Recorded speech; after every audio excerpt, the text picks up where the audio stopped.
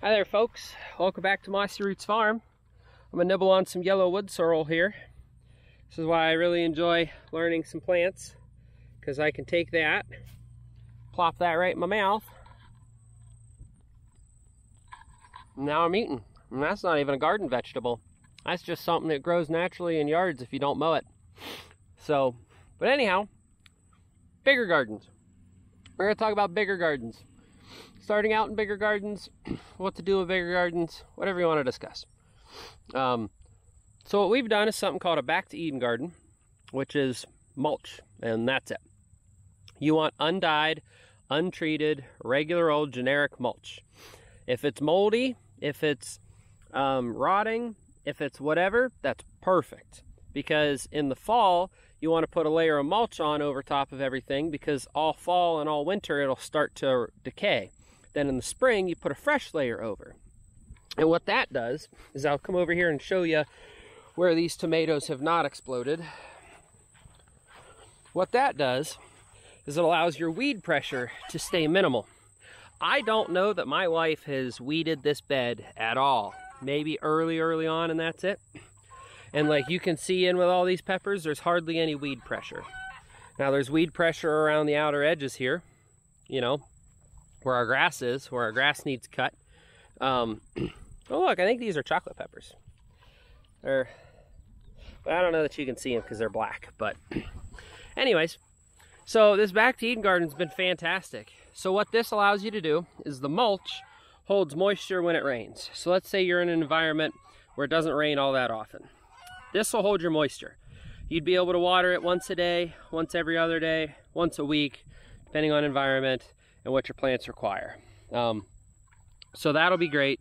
The mulch degrades over time, and it actually creates fertilizer.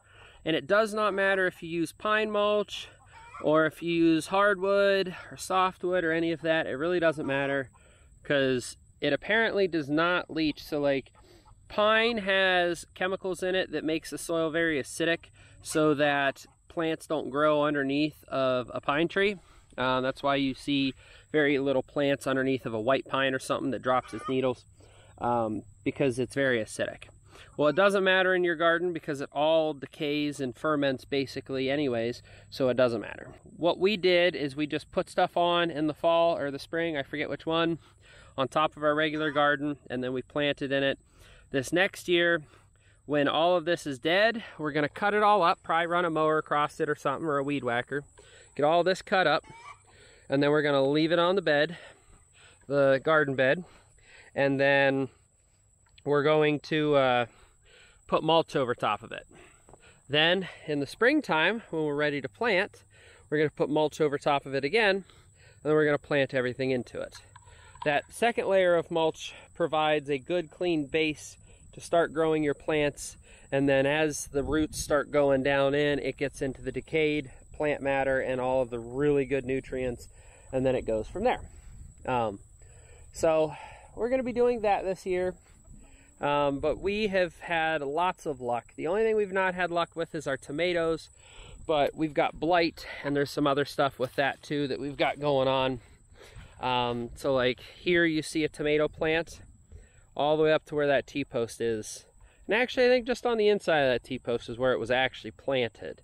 But it came this direction. Actually, this one might be a better view here. You know, you see that guy? He just started all these. He just started coming this way hard. But what that's caused is it's caused blight. Now, I've heard that blight is caused when there's a fungus that's growing underneath of your tomatoes. Well, as you see, there's no airflow under these tomatoes because they're not standing vertical and they're not trimmed around the edges. Although we did prune them this spring, and we still got this. We also have had lots of rain and lots of heat, so that also does not help with blight. Now, that is not necessarily watering your garden, because we did water, quite often, but it's more or less a fungal thing. We don't have blossom end rot, I don't believe. That's a calcium thing. But what we were doing in the winter is we were taking chicken eggs and all of our shells, we were putting them in here. The chickens were just going after something, and I hope it wasn't an egg. because we have had issues with that before. We've been doing this garden and we are in love with it, and totally got distracted there on you guys. But we do have plans to expand. We were talking about expanding this way a little bit further. We can't exactly go over here, and I'll show you the pig fence. It's kind of difficult with this pig fence. So like, we made this so that there could be a path that you could run a mower through, but all of our plants, because we plant at these T-posts, they end up coming this way. So it's pointless, you know. Like right now, this definitely needs mowed, but we got tomatoes up there. You know, if I mowed it now, I'd kill all the maters. So what we're gonna do is we're gonna expand it into here so you literally just have a weed whack path, and then that's it. Because when you plant something here, it encroaches anyways, so this was kind of a dumb idea. I don't know that we'll ever come this way more because we have our piggy fence lined up and we don't want it encroaching, but we definitely could come this way a touch more and not have any issues, and we could go that way more too. That is our Back to Eden garden, and like I've said in a previous video, we're going to do the same thing with our raised beds. We're going to Back to Eden those as well. It just really helps out. It adds nutrients without actually having to add fertilizer, and it's been really helpful. So thank you guys so much for watching. We'll catch you on the next one.